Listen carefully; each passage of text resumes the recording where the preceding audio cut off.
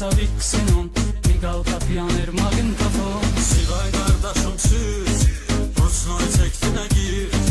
Gaz ver asfaltı gaz, her yeri kapkara yaz. Sıray kardeşim sür, Rusnoy seçtiğine gir. Gaz ver asfaltı gaz, her yeri kapkara yaz.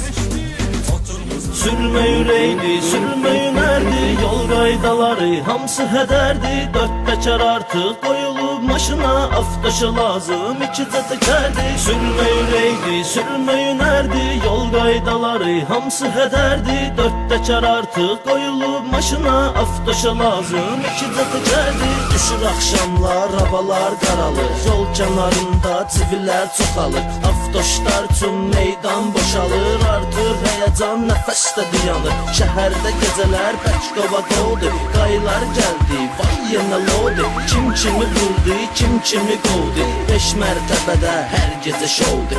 Bir dənə maşında 4 dənə oğlan, birində aftoş, yanında ceyran. Birisi soldan, o birisi sağdan, vay bəs bu kimdi keçdi aradan. Keç qoşa xətti, sür dəlicəsinə, çıx streçniyə, sür yolu əksinə. Çək Rusnoy, gir kuruqa tərsinə, ətəlvi xod ver bu repin səsinə. Sürmə yüreğini, sürmə yünerdi, yol qaydaları hamısı hədərdi. Dört təkər artıq qoyulub maşına, aftaşı lazım ikicə təkərdi. Sürmə yüreğini, sürmə yünerdi, yol qaydaları hamısı hədərdi. Dört təkər artıq qoyulub maşına, aftaşı lazım ikicə təkərdi.